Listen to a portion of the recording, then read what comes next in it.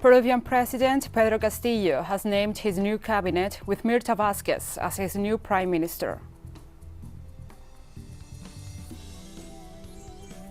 Barbados will become the world's newest republic on November 30th, the country's Independence Day, after the Senate approved the constitutional amendment for the move. The World Health Organization has recommended the widespread rollout of the first malaria vaccine. In a move experts hope could save tens of thousands of children's lives each year across Africa.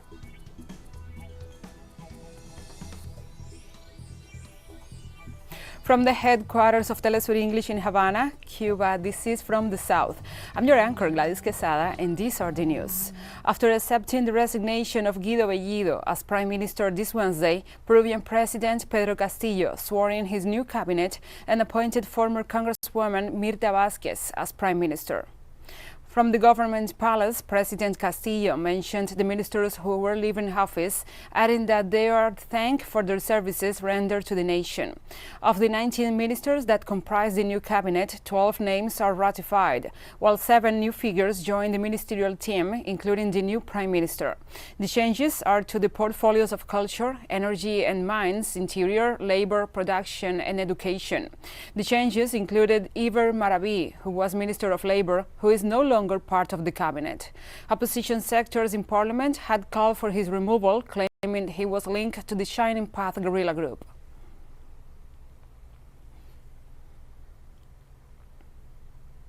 In Ecuador, teachers' unions, students and retired people mobilized this Wednesday against the government of conservative President W.H.O. Among the demands was for the Lasso administration to stop its cuts to the public education budget. Protesters also demanded the government pay the state's debt to the Ecuadorian Social Security Institute for their 40% contribution to pensions. In addition, demonstrators are calling for the regulation of fuel prices, which have risen sharply. The mobilizations also denounced the use of tax havens by President Lasso, as revealed in the recent publications of the Pandora Papers investigation.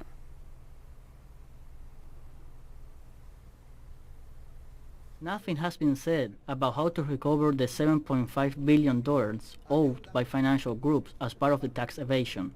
Nothing has been said about the reduction of private banking interests. Nothing has been said about how more than $30 billion held by private companies in tax havens are going to be recovered, and using as a pretext the provision of employment to the 5,400,000 Ecuadorians who do not have work. They want to create new salaried slaves. That is, 5 million salaried slaves through reforms or a labor proposal different from the rights established in the labor code.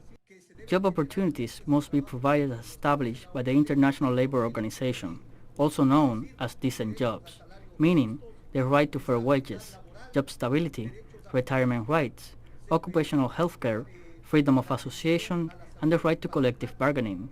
However, in the proposed law of opportunities, which is only an opportunity for economic groups to overexploit workers seeking to eliminate workers' rights.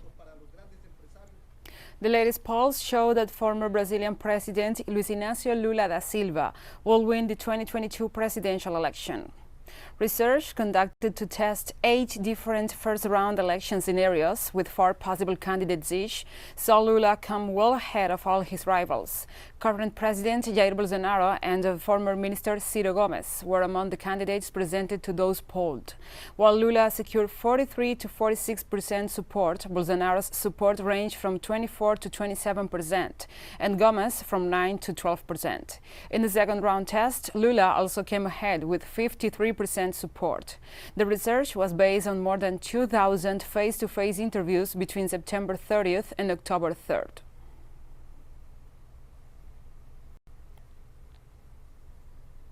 And teachers in Paraguay continue their national strike action this Wednesday to demand better payments. Teachers from across the country rallied in the capital, Asunción. The teachers' unions launched a national strike that started at the beginning of the week to demand a 16% wage increase, twice the pay increase proposed by the government. The strike action was initially programmed for October 1st, but was suspended in order to negotiate with the government representatives. However, as the government proposal did not meet the sector demands, the strike action was resumed on Tuesday, with a planned return to negotiations on Thursday. Thursday. If no agreement is reached then, unions have called to resume the strike action from October 8th to 15th.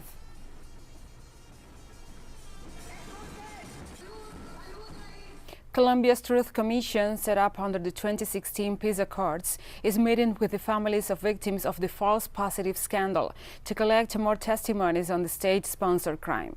As part of the meeting for Truth in Cali, photos of 50 victims of extrajudicial killings from different areas of Colombia were placed in ice cubes, and the image of each person killed could be seen as they melted. According to the Special Jurisdiction for Peace, a special court investigating crimes and atrocities committed during half-century of armed conflict between government troops and the Revolutionary Armed Forces of Colombia, the military carried out at least 6,400 extrajudicial killings between 2002 and 2008, known as false positives, as civilians were killed and presented as guerrillas to inflate body counts in exchange for benefits.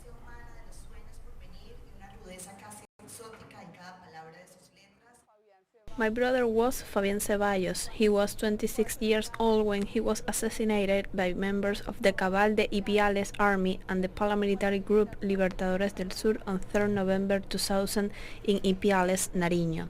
They shot him 22 times, and 20 years later his family is still demanding justice, truth and reparation. The victims have told us all what the phenomenon was about. Without the mothers of Soacha, we would not have known many of the details of the systematic way in which these crimes were committed. Furthermore, we are talking about perpetrators who were agents of the state and successors of the state, which makes the victims more defenseless and more afraid. It is not just that one is confronted with a specific armed group, but in many ways one is confronted with an entire state apparatus that has also denied facts. Impunity has been a key factor in these cases and has meant that many victims in this country itself have suffered threats, persecution for speaking out, and others have had to flee the country to defend their lives. And we'll be right back after this very short break, so don't go away.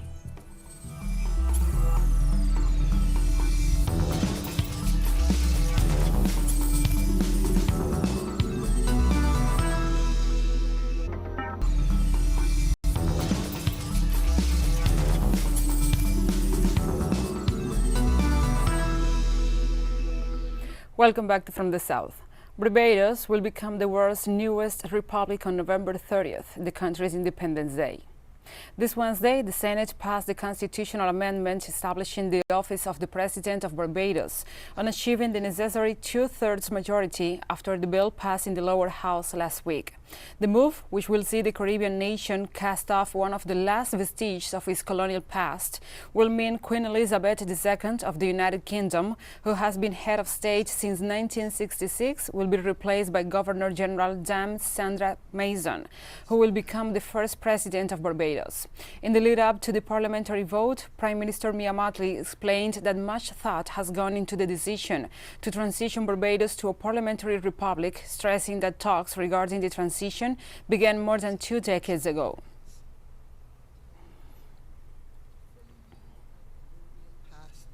Residents of a Chilean fishing village known as Wildlife Paradise are protesting against the Dominga mining project, which the Pandora Papers reveal is linked to President Sebastián Piñera. Residents of the village of Punta de Choros stress the mining project threatens the local environment and their livelihoods. According to the Pandora Papers, President Sebastián Piñera sold the Dominga Mining Company in 2010 through a company owned by his children. As part of the sale, a controversial clause was included that conditioned the final payment for the operation to not establishing an area of environmental protection in the area of the operations of the mining company, as demanded by environmental groups.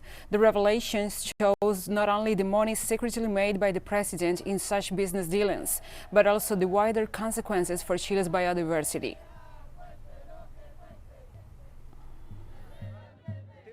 This company wants to settle in a place that is a treasure of global importance from the point of view of biodiversity. Scientists around the world have said that there is no place like this on the planet, and that means that there is a unique diversity that lives there. Many species that are threatened, some even in danger of extinction. But it's not only biodiversity, but it also has to do with local productive activity. We have economic development, but it is mainly our lifestyle. We live off the resources of the sea, of nature. A mining company is destruction. There is no sustainable mining company in the country. Even if they say that they are coming to install a mining company that is friendly to the environment, that is totally false. And security is being stepped up in Iraq as the country prepares for the parliamentary election to be held on Sunday. When Iraqis go to the polls this weekend, they will vote for individual candidates rather than parties for the first time under a new electoral law meant to appease a youth-led protest movement fed up with the country's old-style politics. In theory, the changes will strengthen local voices as candidates can now run at the district level as an independent, allowing new hopefuls to join the race. However, analysts have questioned just how independent these candidates will be. Iraq is emerging from almost 2 decades of war and insurgency since the 2003 U.S.-led invasion, and the nation continues to host foreign occupying troops. Widespread disillusionment persists over the political castle, while most Iraqis suffer the painful economic crisis.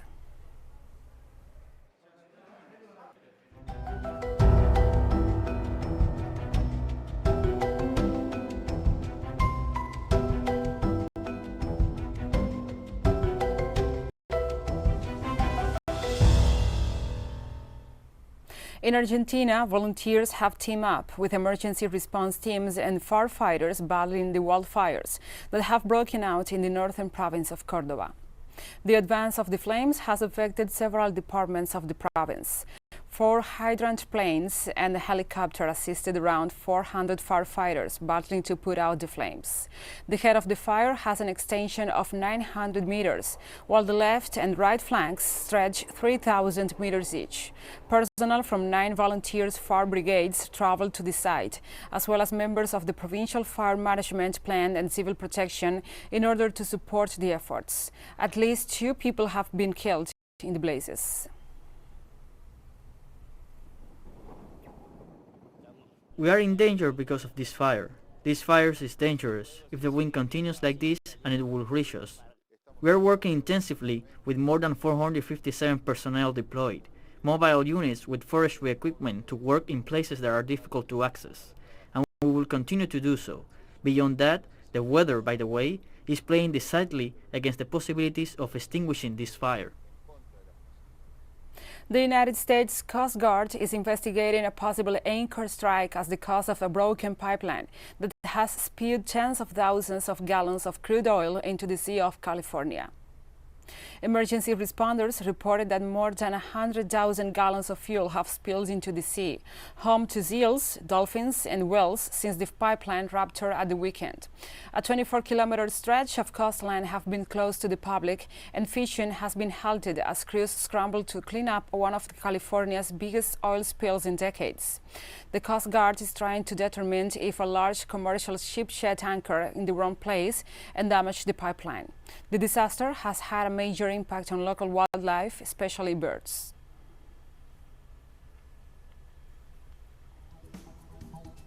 And we have more stories coming up after this final short break, so stay with us.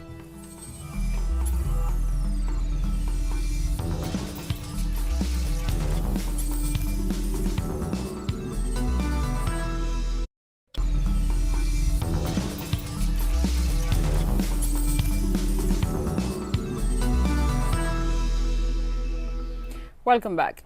The World Health Organization has recommended the widespread rollout of the first malaria vaccine, in a move that experts hope could save tens of thousands of children's lives each year across Africa.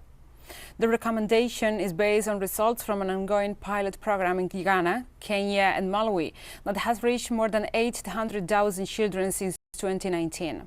Malaria remains a primary cause of childhood illness and death in sub-Saharan Africa. More than 260,000 African children under the age of 5 died from malaria each year. In recent years, the WHO and its partners have been reported as stagnation in progress against the deadly disease. Based on the advice of 2 WHO global advisory bodies, the organization now recommends the use of the FTS malaria vaccine in children living in regions with moderate moderate to high transmission as defined by the WHO. The organization stresses the vaccine is safe, highly cost-effective, and can ensure greater equity in access to malaria prevention.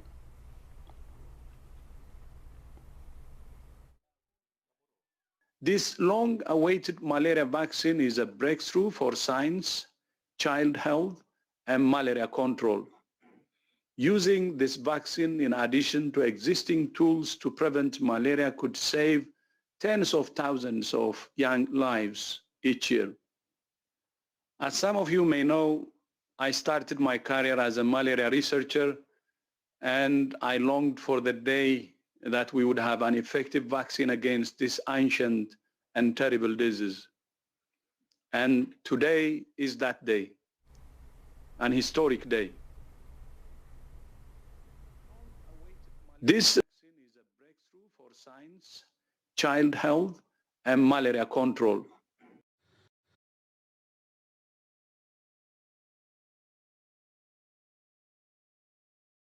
Recommendation is based on results from an ongoing pilot program in Ghana, Kenya, and Malawi that has reached more than 800,000 children since 2019.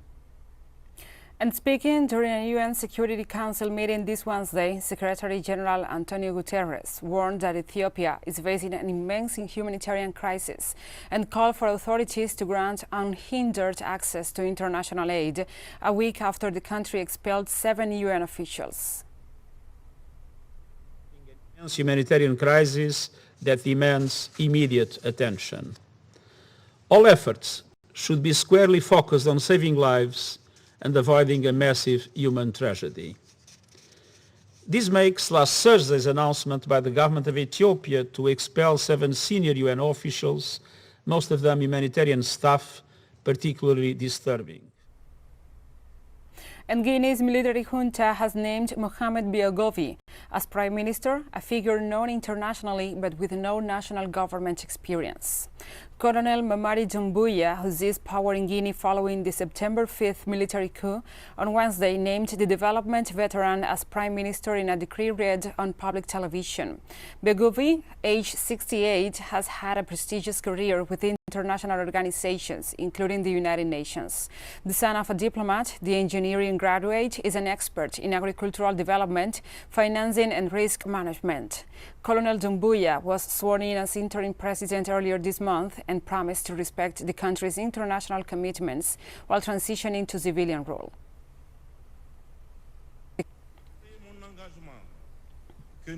Chad's interim parliament took office on Tuesday, but doubts remain over the military junta's timetable for a full transition to civilian rule. The interim parliament members were named by the military junta nearly 2 weeks ago. The 93-member assembly, called the National Transitional Council, approved Haroun Kabari as its speaker through a vote by acclamation.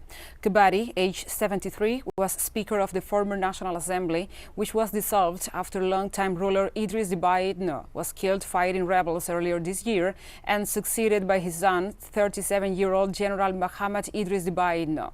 In his acceptance speech, Kabari said the parliament will look for the ways to create stability and that its main task is to organize free and transparent elections in order to set down the institutional basis of a post-transitional Chad. However, no timetable has been established, and the interim parliament does not include any members from the Wakit Tama opposition alliance, which is campaigning for a return to civilian rule.